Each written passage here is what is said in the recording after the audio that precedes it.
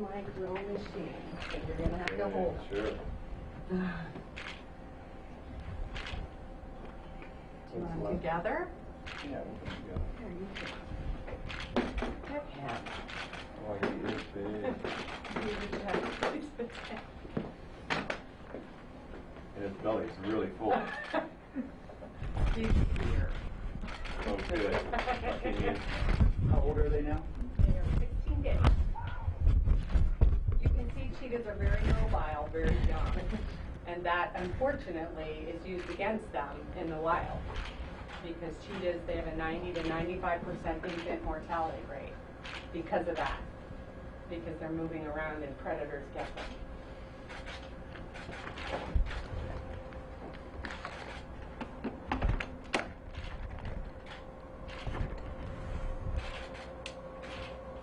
So the female size were open like They that? didn't open their eyes. It's the latest I've ever had a cheetah open their eyes. Boy, girl.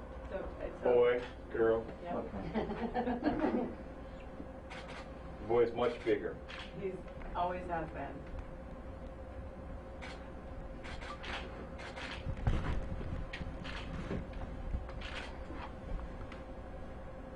When's the last time they ate, Susie? 9 a.m. or I'm sorry, 6 this morning. 6, yeah. They How don't often? eat when you guys do that. How often do they feed? Anywhere, anywhere between 4 and 4.5 hours. You know, they tell me once in a while they get a supplemental bottle because they think they're really hungry. And, we feed here on demand, Okay. so we've been very successful with that philosophy. We've raised a lot of babies, and especially the hand-raised babies, they're very comparable to mother-raised babies. So at the Columbus Zoo, not necessarily, I can't speak for other zoos, Right. but for here, and we've been very successful with that philosophy. Very similar to the mother philosophy. You know, they're going to eat when she's there. Yeah. And, Boy, they are moving. yeah. It's not easy, everyone. And, you know, that's another thing. Them being able to be mobile is critical for cheetahs. They have to be able to move their bones. You know, they're the fastest land mammal. Reaching speeds is 65 to 70 miles per hour, and that plays a big factor in it. And as I said earlier, the downside of that in the wild, that's why they have a 90% infant mortality rate. Because it's that behavior that gets them eaten by hyenas and leopards, other animals. Because the mom's out hunting and they're walking around. At 16 days old. No other cat would be that mobile at that age. Definitely used against them.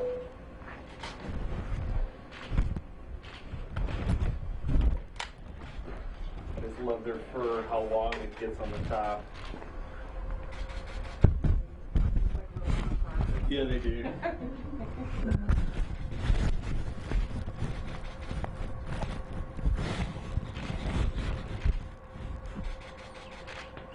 So their name, you can name them? Susie and If Raph? I were to name them, I would name them Adrian and Pierre. They're two scientists. The biologists. How is the name process going to go? We don't know. There's so many organizations involved. There's 3 organizations. So it would be Fossil Ground, the Smithsonian, One in Texas. the one in Texas is Fossil Ground, and the Columbus Zoo. So there's a, you know.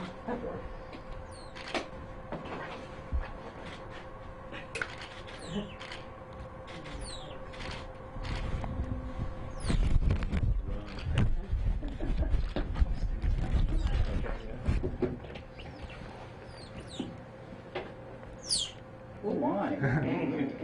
I'm okay, I'm a good guy.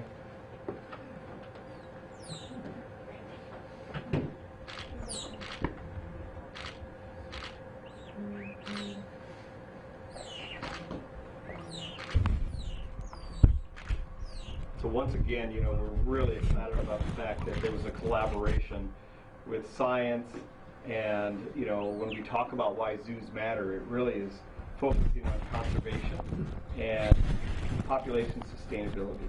Unfortunately, there's only 7,500 cheetahs left in the wild. We need to do something. And artificial or in vitro fertilization has been tried without success until now. And you can see it's working great. Was there anything in particular about the Columbus Zoo that made it able to work here? As opposed to maybe other places? Absolutely. You know, Susie Rapp has been with us for a long time, and we're known for our cheetah care. So many cheetahs throughout zoos in North America. When there's ever been problems, they know the go-to zoo is Columbus, and specifically with Susie. Well, we have 16 cheetahs here that have been trained, and we work with them every single day, go in with them, and they've been trained to just accept the fact that there's some medical procedures like ultrasounds, maybe vaccinations or taking blood, and it's in a non-stress way, just positive reinforcement.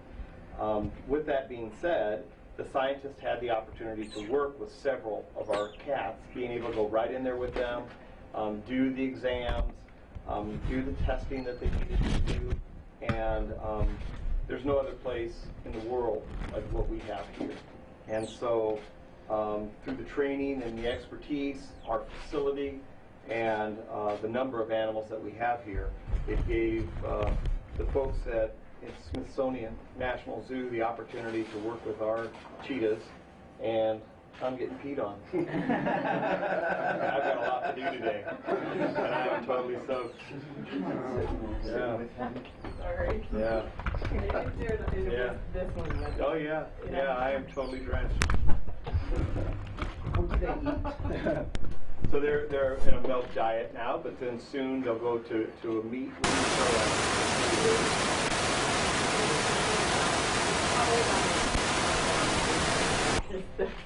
What is?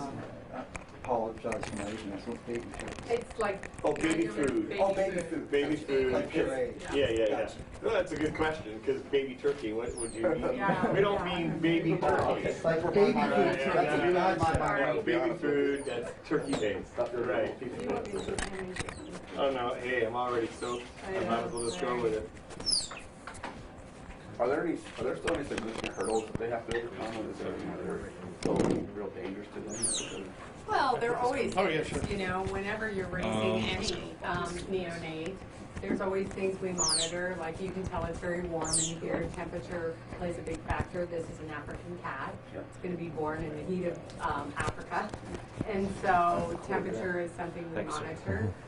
Our vets, they look at them daily, and so we always, and you know, whenever you're giving a bottle or anything, you always want to make sure there's no pneumonia or anything like that. So they're under constant care with staff and our veterinarian staff. So they're in great hands.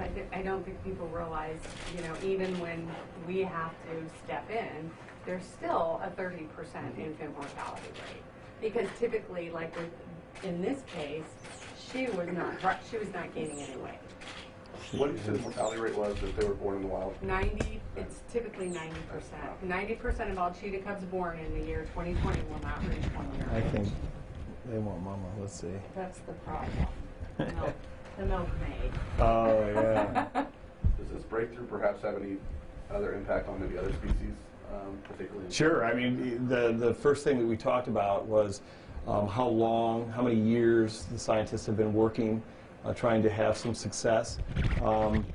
We're very proud of this, and we've already talked about scheduling another opportunity, maybe in a few months, to try again. And then we'll go and move on to different species. You know, could be possibly tigers. I don't know what the next one will be, but when we talk about the significance, truly, this could save the species. We're talking about having the opportunity to travel to Africa, and in certain situations down the road, we might be able to help that species, and that's a huge story for us. First time ever, and we're very happy that we could collaborate with the experts. So this was the first in vitro cheetahs born here at the zoo? That's right, first time in the world. World. Yeah, it's never been done. plan on doing it again. Yes. So kind of just talk about that, like what a big deal that is to that Yeah. species. Yeah, so, you know, the thing that I love about what we do here at the Columbus Zoo and Aquarium is we collaborate with all around the world, but specifically when we talk about science, we know that in order for us to succeed in conservation, we have to work with our experts around the world. Working with the folks at Smithsonian, they have been working on this for many, many years, and having the opportunity to have the facility that we have and the staff and clearly the animals that we have. They're trained, they're calm, and it gave the scientists the opportunity to be able to work with them. So when you put it all together with the expertise, with the facility, with the staff, with the animals, it added up to pure success. Do they have teeth yet? He is cutting his teeth. Really? Yes. Already? Wow. Yeah, it just shows you how quickly they develop. And that's one of the other things the Columbus Zoo is, we understand that, and we know because this is the fastest land mammal, development is huge, and you have to work with it. You can't just, you know, put them in an incubator and keep them in an incubator. They have to move their legs. That's just, you know, the cheetah's different from any other species. I've always told people, the best advice I can give you about cheetahs is just when you think you know cheetahs, you know nothing about them. And if you keep that in the back of your mind, that anything can happen, anything can change, one can, no two are the same, so you have to treat them as individuals, not as a litter. And I think that's one of the reasons we're so successful, is because we do that. All of our cheetahs have, you know, are different. How big will they be in a year? Yeah. This one looks like he's going to be humongous. So, They'll be about 2/3 of their growth, and they can range anywhere from about 75 pounds, females being smaller, to up to 150 pounds. It's not a huge, bulky cat. They're definitely built for running. They're built for speed. And even they're the only cat that does not have retractable claws. So their foot is really more like a dog's foot than a cat's foot. Are they back with their mothers now? Their mother now? Now the mother, you know, one thing about cheetah species is they're the only species that cannot and will not raise a single cub. Okay. And oftentimes they can't even raise two because they don't have enough milk production. There's not enough stimulation by not having a big litter of cubs, even though the range is usually 2 to 6 cubs, but oftentimes even 2 cubs won't stimulate milk. What we noticed, he was gaining weight on an incredible rate, and she was not. So he was bullying her a little bit, which is normal. I mean, that's what they do. They push over, they get all the milk, and she wasn't getting it. So he was gaining weight, she was not. So, and it could have been Izzy wasn't producing enough. We don't know. We don't know. I know it's hard to say how soon could that happen when they'll be back with their mother for the first time. Oh, they won't be. They won't have okay. Cheetahs, you know, they would rather flee than fight. Yeah, yeah. They, if they walked into a situation where there was a hyena after a cub, she's going to turn around and run. Yeah. She's not going to try, because she's not going to win. Right. It makes no sense for a cheetah to even engage in that type of, so they're very known for fleeing. They will flee before they will fight. They're known for speed. I'm going to get out of Dodge. I'm not going to defend this. I'll just go have another litter. And they're sucking my fingers. yeah, they're ready for a bottle. And if you can just reiterate one more time how excited you guys are at the fact that you were able to do this. Your question? Just reiterate again, talk about your Yeah. excitement about Sure. having. Yeah, so we're extremely excited here at the Columbus Zoo and Aquarium that we were able to collaborate with our friends in the Smithsonian to work with saving a species. When we talk about cheetahs, everyone loves to see a cheetah, the fastest land mammal in the world, but unfortunately with only 7,500 left in Africa, they needed our help. And when we talk about why zoos matter, here's a perfect example of collaboration and working for conservation. How excited are you to get back and try to do it again? Because you did it one time, and of course that's great, but to be able to replicate it, then now you know you really have something going here that. I'm very excited about it because that's really the proof in the pudding, Sure. you know, to be able to repeat it. So I'm really hopeful. And like Tom said earlier, we have the right setup. We, even the biologist said they don't even know if there was any place in the world that they could have performed this process. So we're very proud of that at the Columbus Zoo. And it's because welfare and behavior are top priority. And training is involved in that, and so our animals, as he said, are incredibly well trained. So it's all positive reinforcement. Izzy volunteered for every process, and if she didn't want to do it, then we would have walked away and said, okay, we'll try another day. But she did.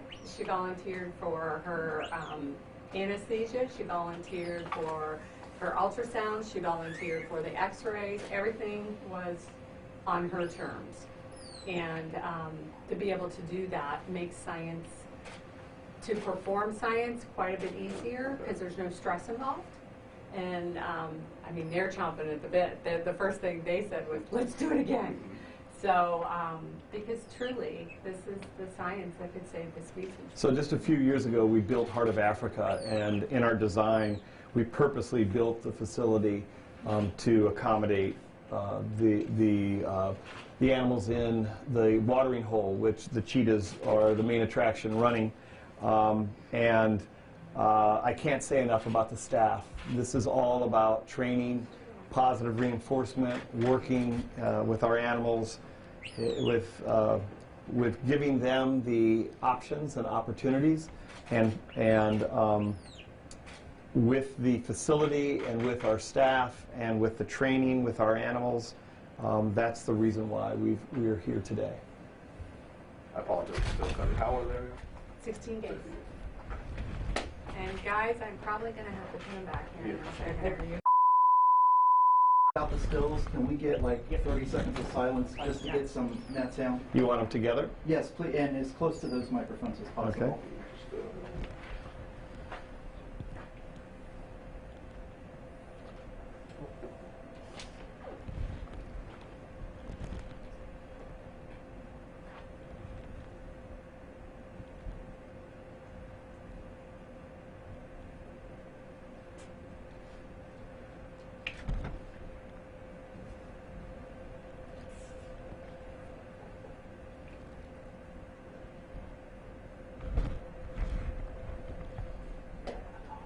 He's purring.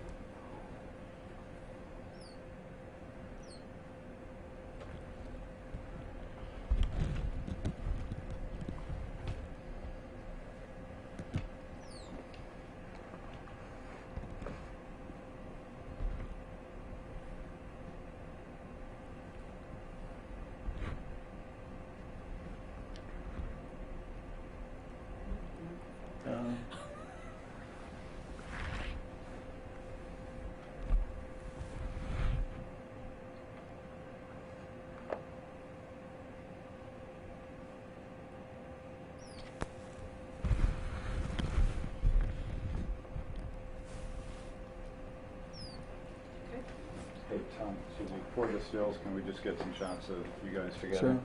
Come on together. Hold on. Wait.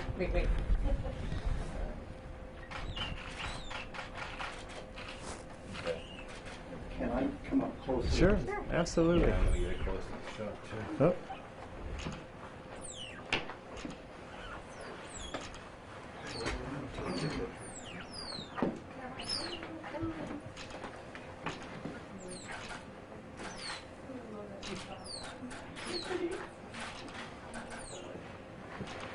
Boy, they are moving. You move quick, man.